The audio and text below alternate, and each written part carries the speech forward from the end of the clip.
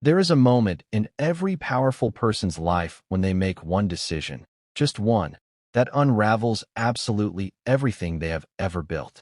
Not a series of bad choices, not a slow decline, just one single moment of breathtaking arrogance that becomes the line dividing everything that came before from everything that comes after. And what makes that moment so devastating is not the decision itself. It is who is standing on the other side of it. On the evening of October 14th, inside the most expensive ballroom in the city, with crystal chandeliers throwing golden light across 500 of the most powerful people in American business, Ethan Cole did something that nobody in that room, not a single investor, not a single board member, not a single journalist, would ever forget for the rest of their careers. He walked to the center of that ballroom, adjusted his tie, picked up a champagne glass, and smiled the smile of a man who believed he had already won. And then, in front of every camera and every witness money could gather in one room, he turned to his wife of 14 years, extended a sealed folder in her direction, and said 4 words that landed like a gavel.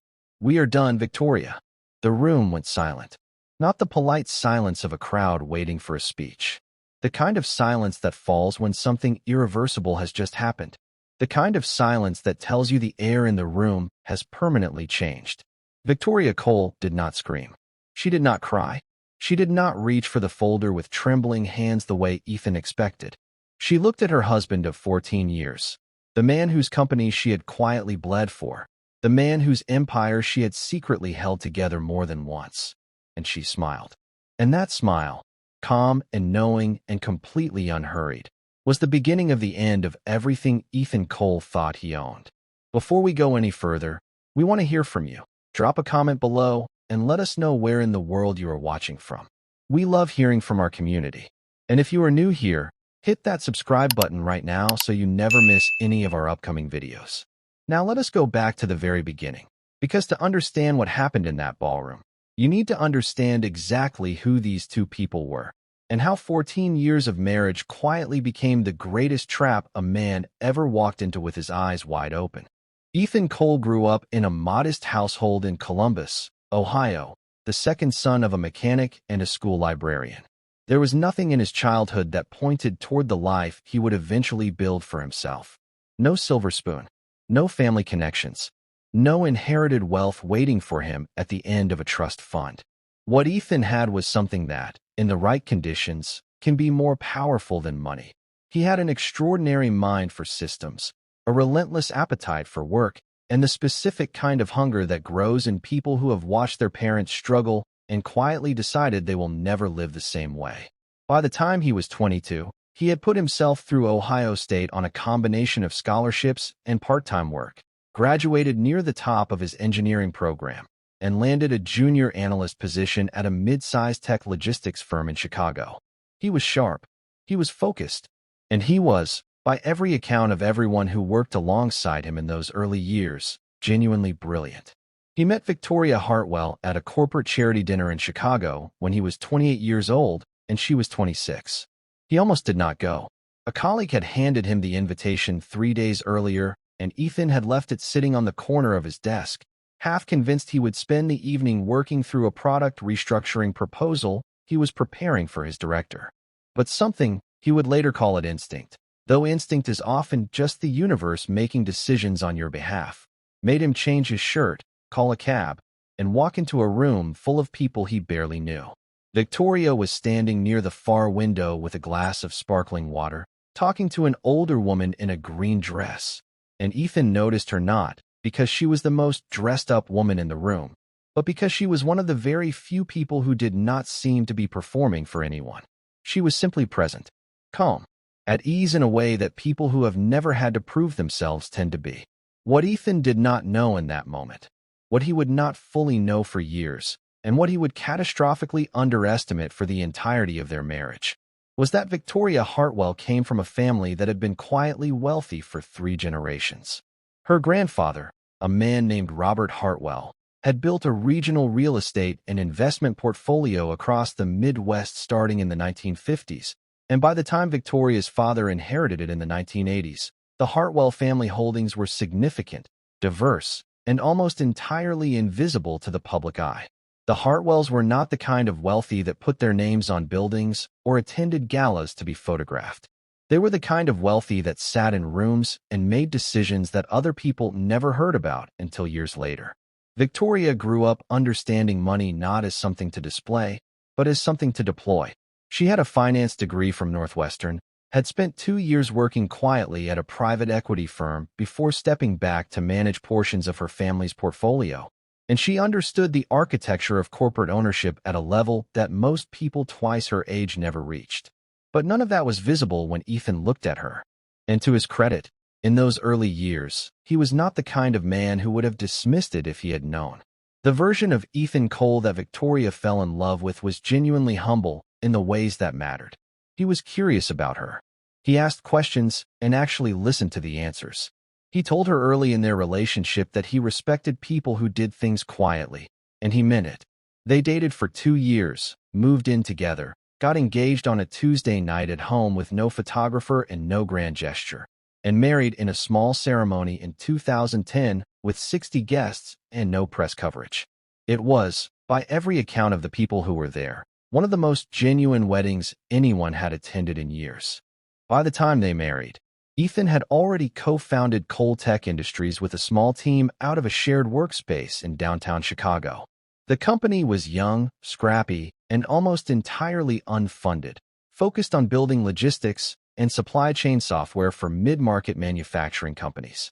It was a good idea in a crowded space, and Ethan's brilliance was real, but brilliance alone does not keep the lights on during the early years of a startup.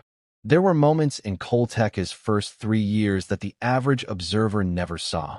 Moments when payroll was tight, when a key contract fell through, when a server failure cost them a major client, and the team spent 72 hours straight rebuilding. Victoria saw all of it. She was there for every late night, every setback, every quiet Sunday morning when Ethan sat at the kitchen table staring at spreadsheets with the particular stillness of a man trying not to show fear. And more than once, in ways she never announced and never made the centerpiece of any conversation, she helped. Quietly, structurally. The way someone helps when they love a person and understand that the help matters more than the credit. Success changes people in ways that are almost impossible to notice in real time. It does not happen the way it does in movies, where there is a clear scene and a clear shift and a piece of music that tells you something has gone wrong. In real life, the change is gradual. It arrives in small moments that each seem individually harmless.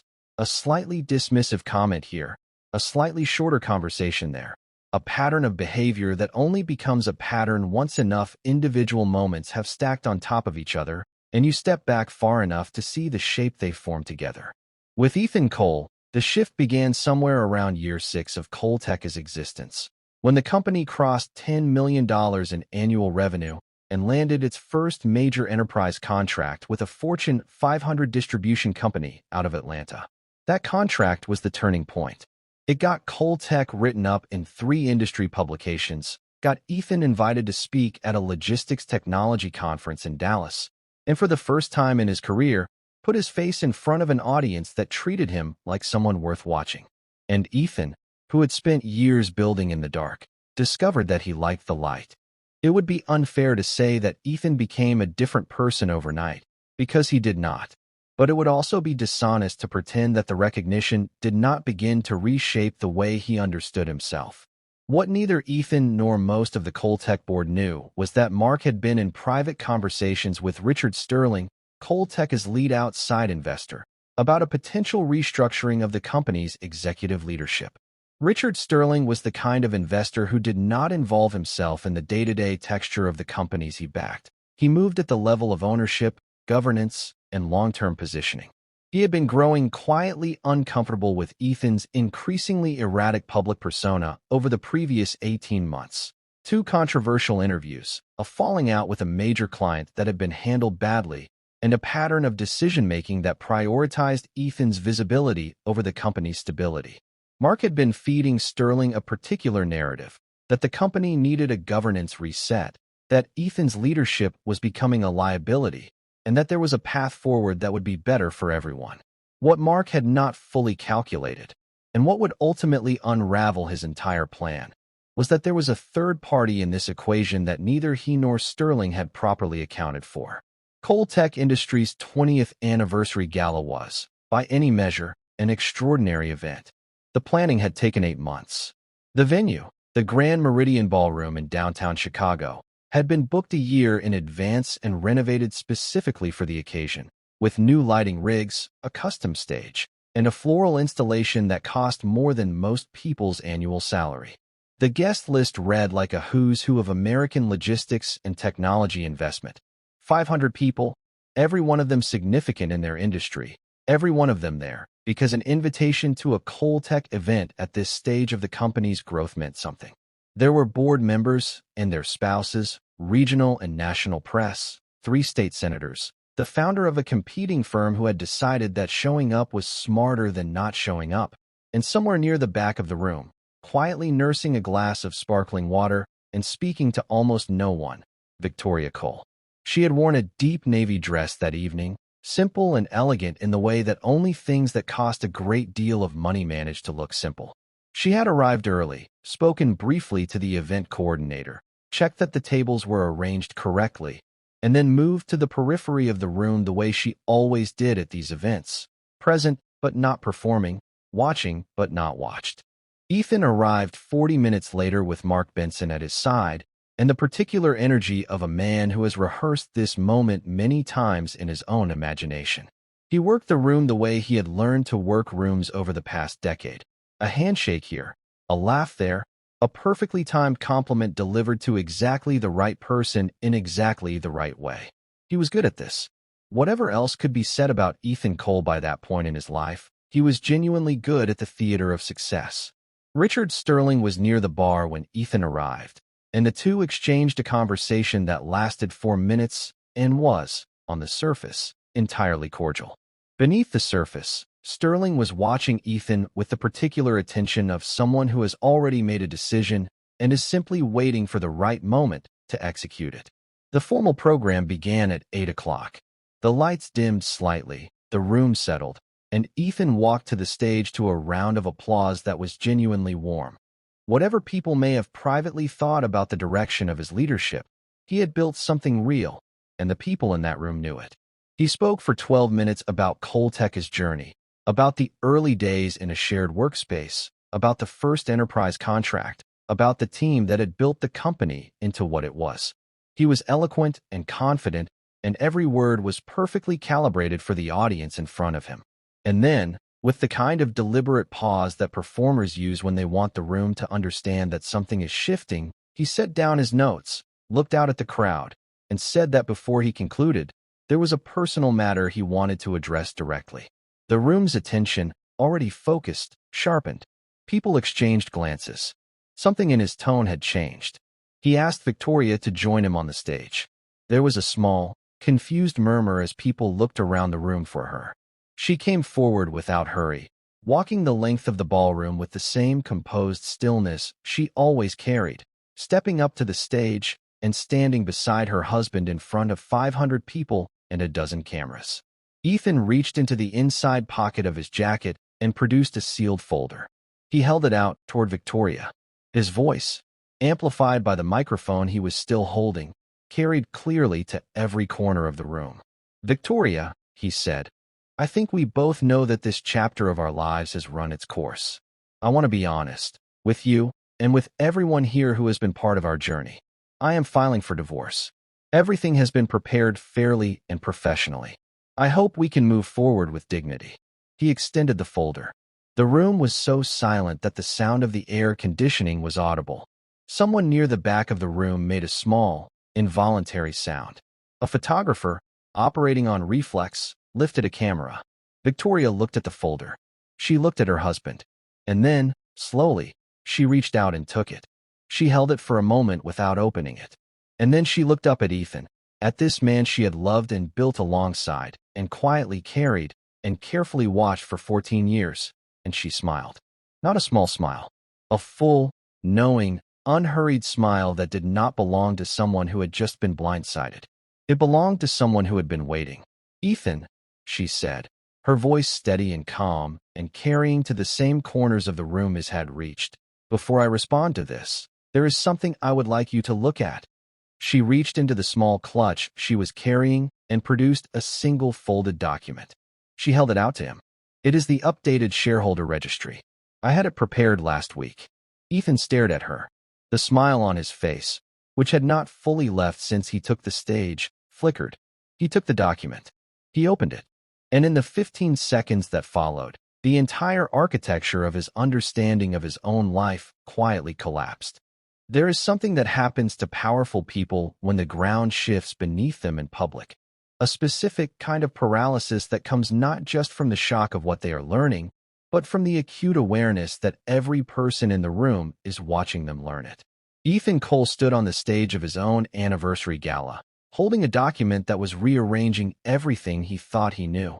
And for a long moment, he simply did not move. His eyes moved across the page, then back to the top, then down again, slower this time, as if reading it more carefully might change what it said. It did not change what it said.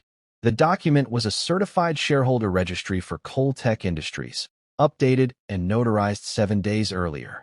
It listed every entity with an ownership stake in the company, the size of each stake, and the legal name of the controlling party behind each entity. Halfway down the page, registered under the name VC Legacy Holdings, was a figure that accounted for 51% of all ColeTech shares. And beside VC Legacy Holdings, in the column reserved for the identity of the controlling party, was a name Ethan knew better than almost any other name in the world: Victoria and Cole. The audience could not read the document from where they were standing, but they could read Ethan's face.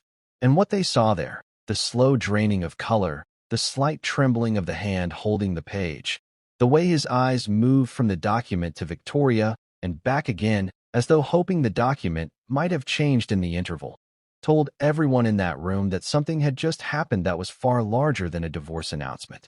Richard Sterling, standing near the center of the room, went very still. Mark Benson, positioned near the side of the stage, did something with his face that he almost managed to control but did not quite succeed at.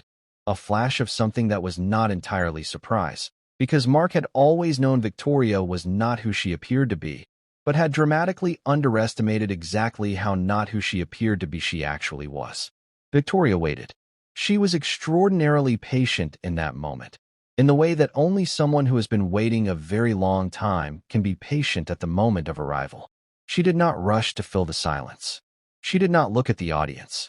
She kept her eyes on Ethan, and her expression did not change, the same calm, knowing composure she had carried since the moment she walked to the stage. When Ethan finally looked up from the document, when he finally found words and said them, "This is not. This cannot be. Where did?" Victoria spoke with a quietness that cut cleanly through the hum of 500 people holding their breath. "I have been a shareholder of ColeTech Industries for 11 years, Ethan," she said. "I became the majority shareholder 4 years ago. Everything is completely legal and fully documented. You are welcome to have your legal team verify every filing." A board member near the front of the room leaned toward the person beside him and said something in a low voice. The person beside him immediately pulled out a phone. The next 48 hours were, for the people closest to ColeTech's inner circle, among the most intense of their professional lives. Within 20 minutes of the gala ending, not concluding gracefully, but simply fracturing, guests moving in clusters toward exits with the specific energy of people who have witnessed something historic and need to immediately discuss it with someone. The document Victoria had handed Ethan was being photographed, forwarded, and verified by legal teams across the city. By midnight, 3 separate attorneys had confirmed what the document stated. By 2 in the morning, the story was on 2 financial news websites. By 6 the next morning, it was everywhere. The verified facts, as they emerged over the following 24 hours, were these. Victoria Cole, through VC Legacy Holdings, a private holding company registered in Delaware and linked to the Hartwell Family Trust, had begun acquiring ColeTech shares in the company's 4th year of operation, at a point when the company was still privately held and its shares were thinly traded among a small number of early investors. At that time, ColeTech had been in a liquidity crisis that Ethan had managed to keep from becoming public knowledge by describing it internally as a restructuring phase. What the company had actually needed was a capital injection, and it had gotten one through an investment vehicle that Ethan had been told was a third-party logistics sector fund with no connection to his personal life. He had been told this because it was what Victoria had arranged for him to be told. The decision to keep her involvement invisible had been deliberate and simple. She had known, even then, that Ethan would have refused the money if he had known it came from her.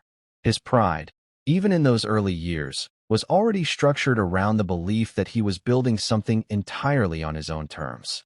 Over the following years, as ColeTech grew and its ownership structure became more complex with each funding round, Victoria had continued to move carefully. She had used portions of the Hartwell family capital, her own investment income, and 2 strategic purchases of distressed share blocks from early investors who were ready to exit to incrementally build her stake. Each transaction was legal, properly documented, and executed through entities that gave no obvious indication of her involvement. She had done this not out of deception in the malicious sense, but out of the kind of quiet strategic thinking that had been natural to her since childhood, the understanding that influence exercised invisibly is often more durable than influence displayed publicly. She had not been hiding from Ethan because she intended to weaponize her position. She had been quiet because quiet was how she worked. The weaponization had become necessary only when she had watched her husband stand in a ballroom and hand her a folder in front of 500 people. The board of ColeTech called an emergency session for the following morning. It was, by all accounts of the people who were present, one of the shorter board meetings in the company's history, not because the matter was simple, but because the document was unambiguous. 51% is a majority. A majority in a corporate structure of ColeTech's type carried specific governance rights that were not subject to interpretation or sentiment. The board's legal counsel spent approximately 90 minutes walking through the implications, and at the end of those 90 minutes, the room had a very clear picture of where things stood. Victoria Cole was, legally and structurally, the controlling shareholder of ColeTech Industries, which meant that the question of what happened next at the executive level of the company was, ultimately, hers to answer. Richard Sterling left the board meeting and went directly to a separate room where he placed 3 phone calls. The nature of those calls was not immediately known, but the effect of them became visible within 24 hours. Sterling released a statement through his investment firm expressing confidence in ColeTech's ownership structure and his firm's commitment to the company's continued growth under stable leadership. The statement did not mention Ethan Cole's name. The omission was not accidental. In the days that followed the gala, the full story of Victoria Hartwell Cole began to surface in a way that it never had during the 14 years of her marriage.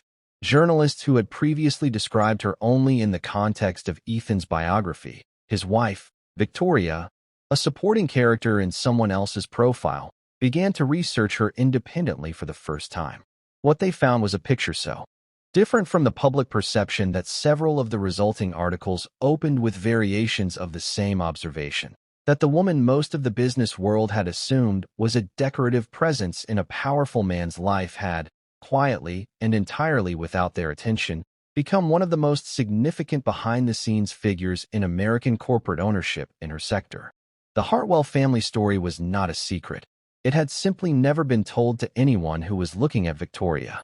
Her grandfather Robert Hartwell's real estate and investment portfolio, built across Ohio, Indiana, and Illinois over 4 decades, had been documented in regional business archives and estate records that were publicly accessible but had never attracted the attention of anyone covering the tech sector. Victoria's father, James Hartwell, had expanded the family's holdings into private equity and municipal bonds through the 1990s and early 2000s, managing the portfolio with the same deliberate quietness his father had practiced. When he passed away in 2015, the bulk of his estate, held through a series of trusts and holding companies, had passed to Victoria as the only surviving member of the immediate family. The Hartwell holdings, by that point, were valued at somewhere between $60 and $80 million, depending on the method of valuation and the volatility of certain real estate positions. Victoria had never discussed this publicly. She had never listed it on any social profile.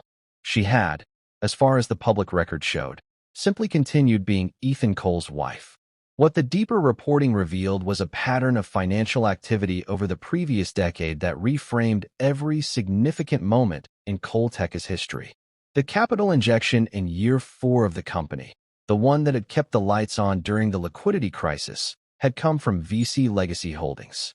A secondary injection in year 7, structured as a convertible debt instrument and attributed in ColeTech's internal records to institutional investors, had also originated from entities connected to the Hartwell Trust, arranged through a law firm that had represented the family for 30 years.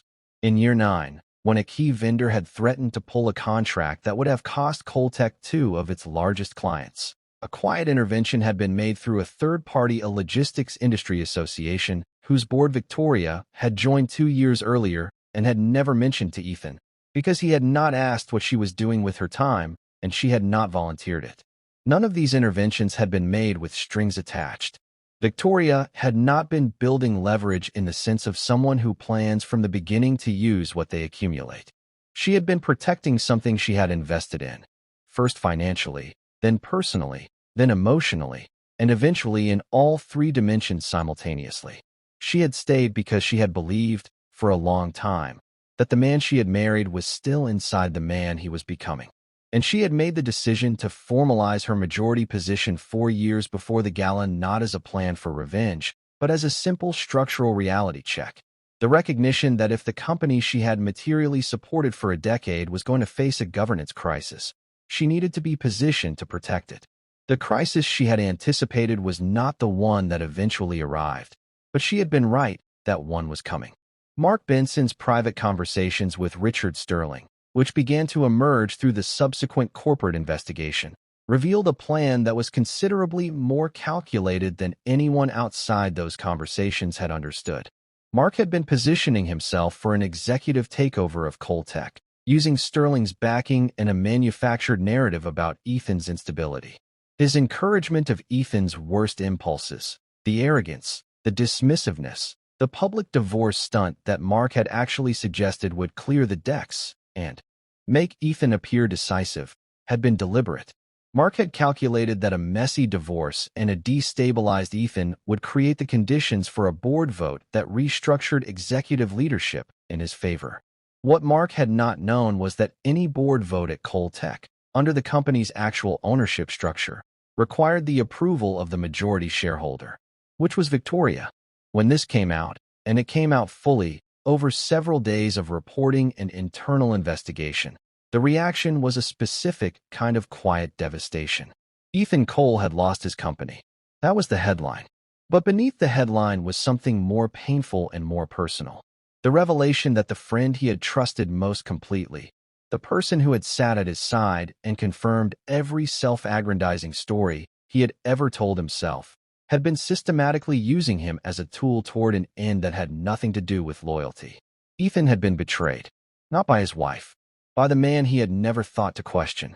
The board meeting at which Victoria formally assumed executive authority over ColeTech Industries lasted 2 hours and 20 minutes. It was conducted without drama, which was perhaps the most significant thing about it. After everything that had happened in the preceding weeks, the formality of what took place in that boardroom was almost quiet. Victoria arrived with her attorney and a governance consultant she had retained 3 weeks before the gala, another detail that told its own story about how far in advance she had been thinking. She did not make a speech. She did not perform. She presented a clean, detailed transition plan that addressed the company's operational structure, its key client relationships, and its immediate strategic priorities, and she answered every question the board asked with the precision of someone who had been studying the company not as an outside observer, but as someone who had been inside its walls in the ways that counted for 14 years. The board voted. The result was not close. Ethan Cole's access to ColeTech's systems, offices, and accounts was suspended that afternoon, pending the formal legal process. He was notified by his own company's general counsel, a man he had hired 6 years earlier and whose salary he had personally approved, that his executive role had been terminated and that the transition of authority was effective immediately. He was asked to return his company devices within 24 hours. The man who had stood in a ballroom 2 weeks earlier and handed his wife divorce papers in front of 500 people now stood in his own home. A home that was, it turned out, also part of an asset structure that would require very careful legal navigation, and try to understand how completely and how quickly the architecture of his life had been reconstructed around him. Mark Benson resigned from ColeTech the morning after the board meeting, releasing a brief statement through his personal attorney that said nothing of substance. Richard Sterling's investment firm issued a separate statement reaffirming its commitment to the company and its confidence in the new leadership direction, language that was, to anyone paying attention, as clean a pivot as Sterling had ever executed. The world of money, as it always does, moved toward stability and away from failure with the unsentimental efficiency of water finding the path of least resistance. Ethan Cole had been, until very recently, the path. He was no longer. The coverage that followed was extensive and, in certain corners of the business press, almost elegiac.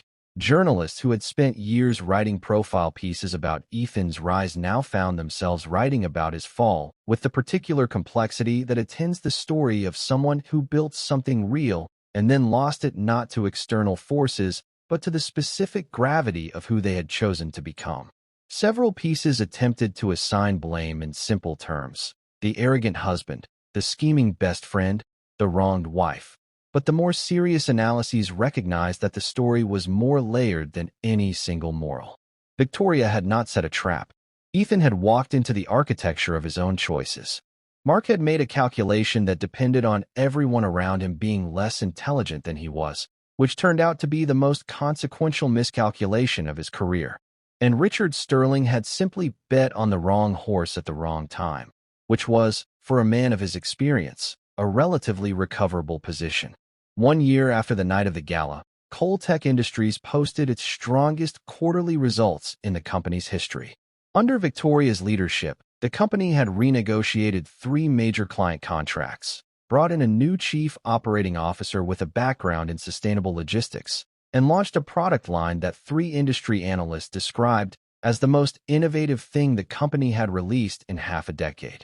The staff, by multiple accounts from people who worked there, described the internal culture as calmer, clearer, and more focused than it had been in years.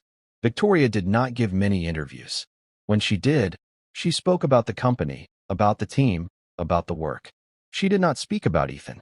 Ethan Cole spent that year in a quieter kind of life than any he had known since his 20s. The divorce was finalized in February, 10 months after the gala, in proceedings that were handled by attorneys and generated no public drama. He retained certain personal assets and a financial settlement that left him comfortable but not powerful, the difference between those two things being something he was still learning to sit with. He had begun, by certain accounts, the slow and genuinely difficult work of understanding where the version of himself that stood on that stage had come from, what he had been feeding it, who had helped him feed it, and what it had cost him. That work is never fast. It is rarely clean. But it is, for the people who are capable of doing it honestly, the only work that matters once everything else has been stripped away. Mark Benson quietly relocated to another city and took a position at a smaller firm. Richard Sterling moved on to other investments, as investors do. And the city of Chicago, which had watched all of it unfold with the particular appetite that cities reserve for stories of rise and fall, eventually turned its attention to other stories, the way cities always do. What remained, what the story of Ethan and Victoria Cole leaves behind for anyone willing to sit with it seriously, is not a simple lesson about karma or comeuppance. It is something more uncomfortable than that. It is the recognition that the people we overlook are almost never as small as we have decided they are. That the stories we tell about ourselves, the ones that position us as the singular architects of everything we stand on, are almost never as complete as we need them to be. That arrogance is not just a character flaw. It is a form of blindness. And blindness, when it is absolute enough, does not need an enemy to bring a person down. It simply needs enough time and enough space to walk a person quietly to the edge of everything they have refused to see, and then let them take the final step entirely on their own. Ethan Cole did not lose his company because Victoria Cole was ruthless. He lost it because he had spent years looking directly at someone extraordinary and choosing, every single day, to see nothing at all. And in the end, the most devastating thing about what happened in that ballroom was not what it cost him. It was how completely unnecessary it had been. The quietest person in the room had been holding everything together the entire time. He had simply never looked closely enough to know it. And that is a lesson that does not belong only to Ethan Cole. If this story made you think, if it stayed with you the way the best stories do, share it with someone who needs to hear it today.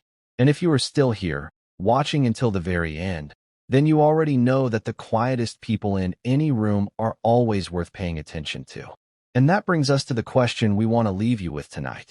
Because every story like this one, every story where someone was overlooked, underestimated, quietly written off by the very person who should have seen them most clearly, raises a question that goes beyond the people involved. So we want to know what you think.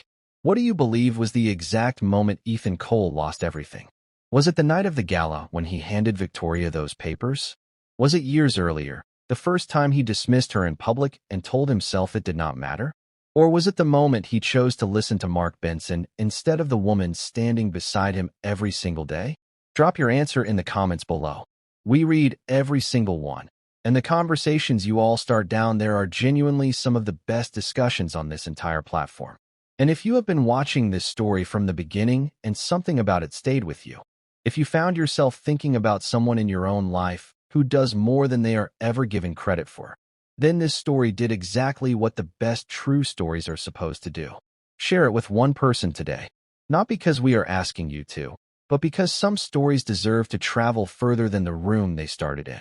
Now, before you go, we need to talk about what is coming next on this channel. Because if you thought what happened to Ethan Cole was difficult to believe, if you sat here watching a man publicly humiliate his wife at his own anniversary gala and thought that was the most audacious thing a person in a position of power could do, then you are not prepared for what we are covering next.